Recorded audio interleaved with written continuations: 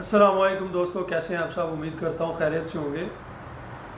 आज की ये वीडियो बहुत ही इंटरेस्टेड होने वाली है और बहुत ही अच्छी इन्फॉर्मेशन इस वीडियो में आप लोगों को देने वाला हूँ। मेरी ये वीडियो अगर आप पूरी देखेंगे तो आप लोग स्कैम से बचेंगे, फ्रॉड से बचेंगे, अपना वक्त और पैसा दोनों को ज़ाया होने से आप लोग बचा सकते हैं अगर आप लोग ये वीडियो पूरी देखते हैं। वीडियो को स्किप नहीं करना, वीडियो को एंड तक पूरा देखना है आपने। और अगर वीडियो में इंफॉर्मेशन आप लोगों को अच्छी लगे, हेल्पफुल लगे, तो आप लोगों ने चैनल को सब्सक्राइब करना नहीं भूलना। चैनल को लाजिम सब्सक्राइब करना है। ये मेरे चैनल के नाम रेड टेक के आगे सब्सक्राइब का ऑप्शन है, इस पर आपने क्लिक करना है और उसके साथ ही बेल आइकन है, उसको प्रेस कर देना ताकि जब भी नई वीडियो आए तो इन्फॉर्मेशन आप लोगों तक डायरेक्ट पहुंच जाए। जैसे ही मेरे चैनल पर नई वीडियो अपलोड होगी, आपको YouTube के ऊपर, जैसे ही आप YouTube ओपन करेंगे, ऊपर बेल आइकन में आपको नोटिफिकेशन आ जाएगा। आप उस पर प्रेस करेंगे तो आपको पता चल जाएगा कि मेरे चैनल से कौन सी नई वीडियो अपलोड हुई है। तो मेरे चैनल की दोबारा वीडियो देखने के लिए आप लोगों को YouTube पे सर्च करने की ज़रूरत नहीं पड़ेगी। डायरेक्ट नोटिफिकेशन में आप लोगों को नोटिफिकेशन आएगा जब भी वीडियो मेरे चैनल पर अपलोड होगी। तो आज की इस वीडियो में मैं आप लोगों को बहुत तफसील के साथ बताऊंगा कि ये जो आजकल UAE का विज़िट वीज़ा, टूरिस्ट वीज़ा, जो कुछ लोगों के नहीं निकल रहे, कुछ के निकल भी रहे हैं, लेकिन आजकल पाकिस्तान, इंडिया और बांग्लादेश में जो हम लोगों की एशियन कंट्रीज़ हैं, उनमें से थोड़ी रेशो कम हो गई है विज़िट वीज़ा की। इंडिया के लिए तो नो प्रॉब्लम, ये मोस्टली प्रॉब्लम हम लोगों के पाकिस्तान के लिए ही आती है। तो पाकिस्तान के लिए जो आजकल विज़िट वीज़ा, टूरिस्ट वीज़ा की प्रॉब्लम चल रही है, उसमें बहुत से लोग इस प्रॉब्लम का फ़ायदा उठा रहे हैं। प्रॉब्लम तो वो हम लोगों ने खुद ही क्रिएट की है। हम लोगों की मोस्टली इलीगल एक्टिविटीज़ की वजह से, उसको देखते हुए UAE की गवर्नमेंट ने हम लोगों के लिए पाबंदी आयद की है, ये इंस्ट्रक्शन बनाई है कि हम लोगों को विज़िट वीज़ा नहीं मिल रहे। अगर पहले 100 बंदा अप्लाई करता था तो 100 में से 100 का विज़िट वीज़ा, टूरिस्ट वीज़ा लगता था। शर्त ये कि वो यहाँ पर इलीगल एक्टिविटी में पहले से मुलव्वस नहीं होना चाहिए, वो इधर पहले आया हो और यहाँ पर किसी किस्म का क्राइम किया हो और वापस चला गया हो। तीसरी ये कि उसने यहाँ पर बैंक से लोन लिया हो और भाग गया हो, या उसका वर्क वीज़ा हो तो वो अपनी कंपनी के साथ या अपने ओनर के साथ किसी किस्म का फ्रॉड करके UAE से एग्ज़िट नहीं किया हो। तो कोई इशू नहीं आ रहे थे अब भी इशू नहीं आ रहे, उन लोगों के वीज़े अब भी लग रहे हैं। लेकिन प्रॉब्लम फेस करना पड़ रही है उन लोगों को जिन लोगों की पहले थोड़ी बहुत इलीगल एक्टिविटीज़ थी, ज़्यादा नहीं, छोटी थी, वीज़ा निकल सकता था, नो इशू। लेकिन अब उन लोगों के लिए प्रॉब्लम क्रिएट हो रही है, उन लोगों का विज़िट वीज़ा, टूरिस्ट वीज़ा नहीं निकल रहा। तो इस चीज़ का फ़ायदा उठाते हुए जो पाकिस्तान में कंसल्टेंसी लोगों ने, ट्रैवल एजेंसीज वाले बैठे हुए हैं, वो बहुत से लोग इस चीज़ों का फ़ायदा उठा के आप लोगों से पैसे हड़प रहे हैं। डबल ट्रिपल पेमेंट आप लोगों से ले रहे हैं, सिर्फ इसी चीज़ का झांसा दे करके आप लोगों को UAE का डन बेस विज़िट वीज़ा लेकर देंगे। उसके अलावा आपसे 3 लाख, 2 लाख, 2.5 लाख रुपया लेंगे विज़िट वीज़ा के लिए। मेरी बात आप लोगों ने गौर से सुननी है, ये मेरी बात बहुत चुभेगी ट्रैवल एजेंटों को और उन लोगों को जो आप लोगों से पैसे कमा रहे हैं, आप लोगों को ठोक रहे हैं, उन लोगों को ये बात बहुत चुभेगी मेरी। लेकिन मेरी बात आप लोगों के फ़ायदे के लिए, मुझे ट्रैवल एजेंट से क्या लेना देना है, या मैं उससे कमीशन लेता हूँ, या वो मेरा रिलेटिव है, या वो मेरी अपनी एजेंसी है, मेरा उसके साथ कुछ लेना देना नहीं है। ये किसी किस्म के 2 नंबर कामों में अल्हम्दुलिल्लाह मेरा कुछ गरज नहीं है, मेरा उन लोगों के साथ कुछ लेना देना नहीं है। मेरा काम सिर्फ अपने उन गरीब भाइयों को हेल्प करना है जो मेरी तरह के हैं, जो नॉर्मल गरीब फैमिली से हैं। मैं खुद गरीब फैमिली से था और अभी भी हूँ, लेकिन अल्हम्दुलिल्लाह अभी अल्लाह का बहुत शुक्र है, अल्हम्दुलिल्लाह सुम्मा अल्हम्दुलिल्लाह, अभी सब कुछ बेहतर है। लेकिन जब मैं UAE में आया, झूठ बोलने की, अपने आप की बड़ाई बयान करने का कुछ फ़ायदा नहीं। मैं इधर आप लोगों को बोल दूं कि मैं मिलियनेयर हूं, पाकिस्तान में मेरे बाप की बहुत जायदाद है, बहुत पैसे हैं, मेरे भाई ऐसे हैं, ये है वो है, ऐसा बोलने से कुछ भी नहीं होगा। मेरे पास वही रहेगा जो मेरा अपना है। मैं जब यूएई के अंदर आया, पहली बार जब यूएई में आ रहा था, तो मैं अल्हम्दुलिल्लाह फिर वर्क वीज़े पर आया था, 2 साल के वर्क परमिट पर आया था। लेकिन उस वक्त मेरे पास इतने पैसे भी नहीं थे कि मैं कपड़े डालने वाला ब्रीफ केस, वो बैग ख़रीद लूँ। मेरे पास इतने भी पैसे नहीं थे। वो मेरी माँ ने किसी से कर्ज उठाकर मुझे वो बैग लेके दिया था। उसमें मैंने अपना कपड़े डाले, अपना सामान सब कुछ डाला, तो मैं यूएई के अंदर आया। यानी मैं इस कदर लो क्लास फैमिली से था कि उस वक्त मेरे पास बैग ख़रीदने के भी पैसे नहीं थे। तो मैं कैसे एहसास ना करूं उन लोगों का जो गरीब है मेरी तरह?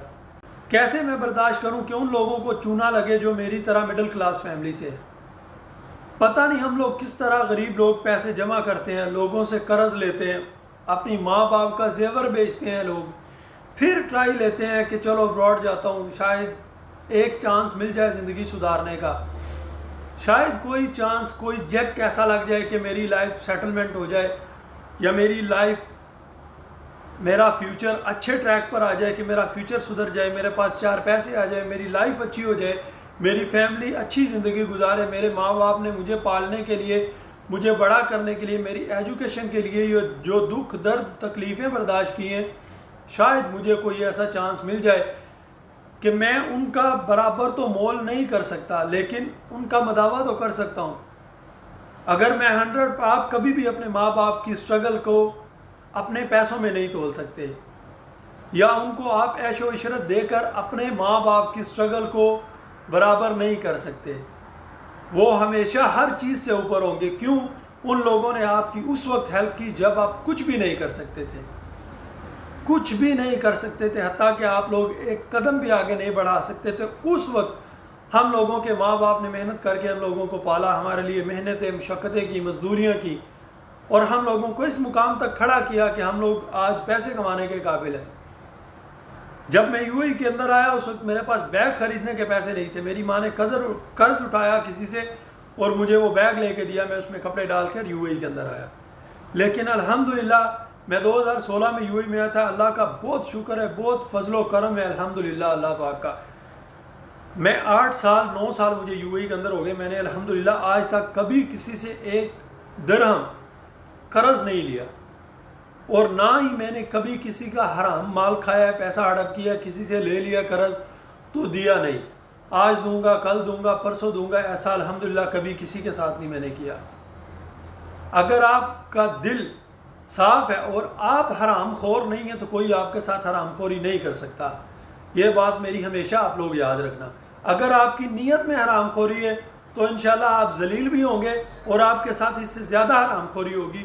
लोग आपका पैसा भी खाएंगे और आपको ठोकेंगे भी, बेशक आप लोग अपने होम कंट्री में, बेशक आप लोग अब्रॉड में। तो इन कंसल्टेंसियों से आप लोग बचें। जो लोग इस चीज़ का झांसा देकर, इस बात का फ़ायदा उठाकर आप लोगों को ठोक रहे हैं कि हम आपको डन बेस वीज़ा देंगे, 4 लाख लेंगे, 3 लाख लेंगे, 2.5 लाख लेंगे। वीज़ा फ़ीस कितनी है? 750 दिरहम। 700 दिरहम, मेरे ख्याल से 600-700, मैक्सिमम 800 दिरहम है यूएई के टूरिस्ट वीज़ा की, विज़िट वीज़ा की, जो 2 महीने का, 3 महीने का है। अगर फॉर एग्जांपल वो लोग आप लोगों से 2 लाख रुपया लेते हैं कि हम आपको डन बेस वीज़ा लगा कर देंगे, 2 लाख रुपया लेते हैं, ओके। और एग्जांपल लगाएं कि आप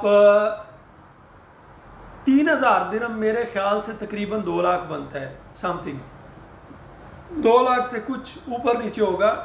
एग्जांपल करो, आप लोग 3000 दिरहम बनता है 2 लाख रुपया। अगर वो आप लोगों से 2 लाख रुपया लेते, आपका विज़िट वीज़ा अप्लाई करते, done base visit visa, tourist visa, किसी भी कंट्री का किसी का बाप भी नहीं लेके दे सकता आपको, बेशक वो फिर अफ्रीका का क्यों ना कंट्री हो। जब तक वहाँ की एम्बेसी आपको वीज़ा नहीं देगी, किसी का बाप भी आपको वीज़ा नहीं लेके दे सकता। ये अल्फाज मेरे याद रखना, किसी का बाप भी आपको वीज़ा नहीं लेके दे सकता अगर उस कंट्री की एम्बेसी आपको वीज़ा नहीं देती। यहाँ पर बहुत से ट्रैवल एजेंट ऐसे बैठे हैं जो आपको बोलते हैं done base, done base, done base. क्या डन बेस भाई? एम्बेसी आपके बाप की है, वो कंट्री आपके बाप का है। आप खुद बोल रहे हैं कि अमेरिका का डन बेस विजिट वीज़ा लेके दूंगा, बैंक स्टेटमेंट नहीं चाहिए, ये नहीं चाहिए, वो नहीं चाहिए। टॉपिक ज़्यादा लंबा हो जाएगा, मैं किसी एक दिन वीडियो बना दूंगा यूएस का 100% यूएस का विजिट वीज़ा, टूरिस्ट वीज़ा जो 5 ईयर का मल्टीपल एंट्री वीज़ा होता है, वो किस तरह आपने अप्लाई करना है और क्या क्या डॉक्यूमेंट्स आपको चाहिए। अगर मेरी बात ज़रा सी भी झूठ निकली तो आप लोग जो जुर्माना कहेंगे मैं वो डन बेस पे मैं अदा करूँगा। अगर उस इंफॉर्मेशन में से मेरी एक बात भी गलत निकली, मैं आपको बताऊंगा किस तरह यूएसए का विजिट वीज़ा अप्लाई करते हैं और किस तरह नहीं करते। लेकिन शर्त पहले ये है कि डन बेस मेरा भी बाप नहीं लेके दे सकता। डन बेस ये क्या है? डन बेस ये लोगों ने आपको चूना लगाने के लिए वर्ड बनाया है। डन बेस कोई डन बेस नहीं होता। किसी भी कंट्री का tourist visa, visit visa done base नहीं होता। कोई भी डन बेस नहीं आपको वीज़ा लेके दे सकता जब तक उस कंट्री की एम्बेसी आपको अप्रूव नहीं करती। तो बहुत से लोग आप लोगों से, अगर आपसे 2 लाख रुपया लेता है तो 3000 दिरहम बनेगा। विजिट वीज़ा अप्लाई करने की 600 दिरहम 700 दिरहम फीस है। एग्जाम्पल करें, उसने 3000 में से 700 दिरहम लगा दिया, आपका visit visa, tourist visa Dubai से अप्लाई किया। और ये भी आप एग्जाम्पल करें, मेरे ख्याल से अगर आपने किसी किस्म का इलीगल एक्टिविटी यूएई के अंदर पहले नहीं की तो 90% 99% आपका टूरिस्ट वीज़ा पहले झटके में निकलेगा। पहली बार ही आप लोगों का टूरिस्ट वीज़ा निकल जाएगा। अगर आपका निकल गया तो वही 700 दिरहम में उसने आपको चूना लगा दिया, 700 दिरहम में उसने आपका वीज़ा निकाल दिया और बाकी 1000, 2000, 300 दिरहम उसकी जेब में ठोक दिया उसने आपको। यही उसका डन बेस है। और अगर फॉर एग्जांपल आप सोचें कि अगर आपका वीज़ा रिजेक्ट हो गया दुबई से, वो शारजा से अप्लाई करेगा, फिर 700 दिरहम लगाओ, 1400 दिरहम हो गया। एक बार फिर अप्लाई करेगा शारजा से, 1400 दिरहम हो गया आपका टोटल। ओके, 700 दुबई में किया, रिजेक्ट हो गया, 700 में दोबारा शारजा से अप्लाई किया, 1400 दिरहम हो गया। आप मिसाल लें, फ़र्ज़ करें आपका शारजा से अप्रूव हो जाता है, उसने आपसे 3000 दिरहम लिया डन बेस विजिट वीज़े का। ओके, एक रिजेक्ट हो गया, शारजा दूसरी स्टेट से लग गया, यानी 1400 दिरहम में उसका लग गया, बाकी बच गए 1600 दिरहम।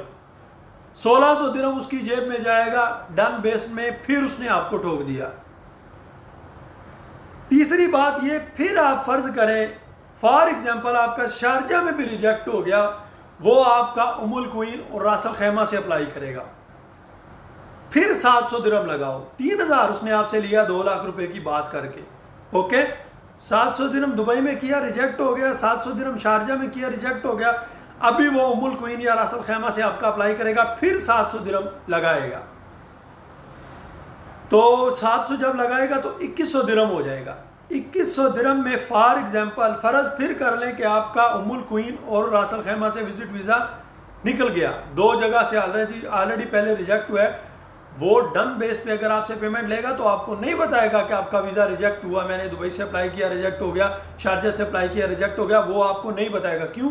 उसने आपको ठोकना है, आपको चूना लगाना है उसने डन बेस के नाम पे। उमुल क्वीन और रासल खैमा से अगर आपका वीज़ा अप्रूव हो गया तो 2100 दिरहम आपका उसका ज़ाया हो गया, बाकी 900 दिरहम उसको बच गया। 900 दिरहम उसको 2 दिनों में बचेगा, उसका क्या जाएगा इसमें? कुछ नुकसान नहीं है। और हज़ारों लोग पाकिस्तान में बैठे हैं जो पैसे हाथ में रख कर ऐसे देने के लिए तैयार हैं कि आप लोग मेरा विजिट वीज़ा डन बेस पे अप्लाई करो। ये डन बेस वाली मेरा भाई कोई बात नहीं है, कुछ फ्रॉड नहीं है। आप ये तरतीब आप लोग खुद भी कर सकते हैं जो मैं आपको बता रहा हूँ। आप खुद क्यों नहीं करते? ट्रैवल एजेंट के पास जाओ, ठीक है, वो 200-100 दिरहम चार्ज करेगा, उसको बोलो दुबई से अप्लाई करो, रिजेक्ट होता है, बोलो शारजा से करो, रिजेक्ट होता है, थोड़े दिन का वक्फा डालो, उमुल क्वीन रासल खैमा से करो, आपका निकलेगा। लेकिन डन बेस के चक्कर से आप लोग निकले। मैं नहीं चाहता आप लोगों के साथ फ्रॉड हो, आप लोगों को लोग ठोकें, आपका पैसा बर्बाद करें, क्योंकि मैं अच्छी तरह जानता हूं कि हम गरीब लोग पता नहीं किस तरह से पैसा इकट्ठा करते हैं। बहुत से लड़के, शबाब, जवान लड़के ऐसे हैं जो जॉब कर रहे हैं 20-20 हज़ार में, पाकिस्तान में 30-30 हज़ार में जो लोग जॉब कर रहे हैं, वो जॉब करके आप अपना 1-1 रुपया जमा करते हैं, उनकी 8-8 महीने की 9-9 महीने की सैलरी है। वो लोग अपनी 9-9, 8-8 महीने की 1-1 साल की सैलरी जमा करते हैं और जमा करके आप लोगों को बोलते हैं कि आप लोग मेरा विजिट वीज़ा अप्लाई करो।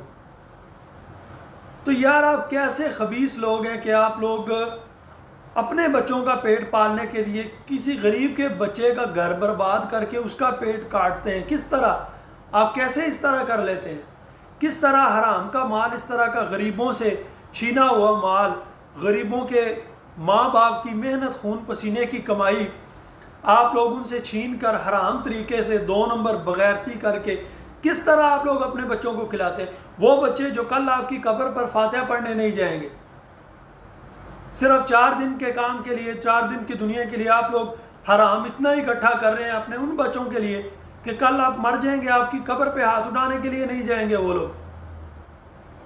ये घर, ये गाड़ियाँ, ये मोबाइल, ये ऐशो इशरत, ये सब वो लोग ले लेंगे आपसे, लेकिन किसी गरीब का हक मारकर आप लोग ये अपनी हराम की औलाद को अगर खिलाएंगे और पालेंगे तो इंशाल्लाह ये कुत्तों वाली ज़िंदगी आपकी कर देंगे जैसे ये जवान होंगे। क्यों? हराम के लुकमे खिला खिला के आपने इन लोगों को हरामजादे बना दिया है। तो जब ये हराम का खाएंगे तो आपको हलाल का लुकमा नहीं देंगे, बल्कि आपको लुकमा देंगे नहीं। जिस तरह आपने लोगों को ठोका है उसी तरह ये आपके बुढ़ापे में आपको ठोकेंगे। और इस तरह गरीब लोगों की ज़िंदगी के साथ मत खेलो। पाकिस्तान में हालात किस तरह से हैं सारी दुनिया को पता है, वर्ल्ड वाइड पता है। हमारे पाकिस्तानी पासपोर्ट पे यूरोपियन वीज़ा नहीं मिलता। किस लिए नहीं मिलता? इन हरकत की वजह से नहीं मिलता।